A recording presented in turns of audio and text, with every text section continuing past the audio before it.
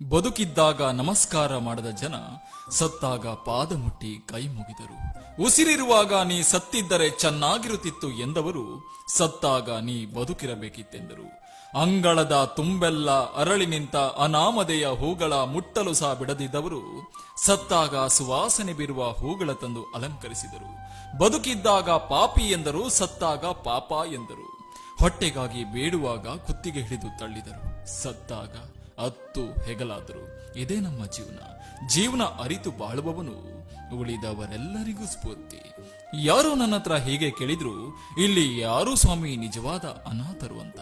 ಅದಕ್ಕೆ ನಾನು ಹೇಳ್ದೆ, ತಂದೆ ತಾಯಿ ಇಲ್ಲದವರು ಅನಾಥರಲ್ಲ, ಬಂಧು ಬಳಗ ಇಲ್ಲದವರು ಅನಾಥರಲ್ಲ, ತಂದೆ ತಾಯಿಯ ಬೆಲೆ ಗೊತ್ತಿಲ್ಲದವರು ನಿಜವಾದ ಅನಾಥರು ಅಂತ. ಯಾರಾದ್ರೂ ನಿಮ್ಮ ಯೋಗ್ಯತೆ ಬಗ್ಗೆ ಸಂದೇಹ ಪಡ್ತಾ ಇದ್ದಾರಂದ್ರೆ ತಲೆನೇ ಕೆಡಿಸ್ಕೊಳ್ಬೇಡಿ. ಯಾಕಂದ್ರೆ ಜನ ಚಿನ್ನದ ಕ್ವಾಲಿಟಿ ಬಗ್ಗೆ ಸಂದೇಹ ಪಡ್ತಾರೆ ಹೊರತು ಕಬ್ಬಿಣದ ಬಗ್ಗೆ ಅಲ್ಲ.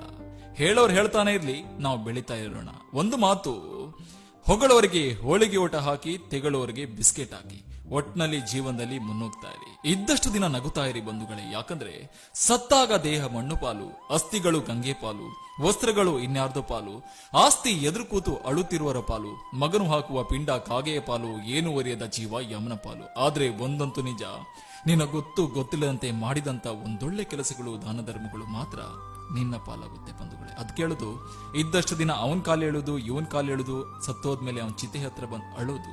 ಅದಕ್ಕೆ ದೊಡ್ಡವರನ್ನು ಮಾತಾಡಿದ್ದಾರೆ, ಕಷ್ಟದಲ್ಲಿದ್ದಾಗ ಕಣ್ಣೆತ್ತಿ ನೋಡ್ ಜನರು, ಕಟ್ಟಿಗೆಯಲ್ಲಿಟ್ಟಾಗ ಕಣ್ಣೀರು ಇಟ್ಟಾರಂತೆ.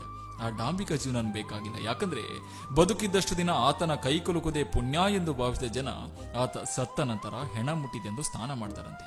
ಜೀವನ ಇಷ್ಟೇ, ಇದ್ದಷ್ಟು ದಿನ ಮರ್ಯಾದೆ ಕೊಡ್ತಾರೆ, ಸತ್ತ ನಂತರ ಹೆಣ ಅಂತ ಕರೀತಾರೆ. ಅದಕ್ಕೆ ಹೇಳುದು, ಜೀವನದಲ್ಲಿ ಸ್ವಲ್ಪ ಆದ್ರೂ ದಾನ ಧರ್ಮ ಇರಲಿ. ಯಾಕಂದ್ರೆ ಶವದ ಮೇಲೆ ಹೊದಿಸುವ ಬಟ್ಟೆಗೂ ಜೇಬಿರಲ್ಲ. ಎಷ್ಟು ಕೋಟಿ ಹಣವಿದ್ದರೇನು, ದೇವರು ಕೊಟ್ಟಿರೋ ಆಯುಷ್ಯ ಮೀರಿ ಒಂದು ಕ್ಷಣವೂ ಹೆಚ್ಚಿಗೆ ಬದುಕೋಕಾಗಲ್ಲ. ನಾನು ನನ್ನದು ಎನ್ನುವ ಅಹಂಕಾರ ಬೇಡ.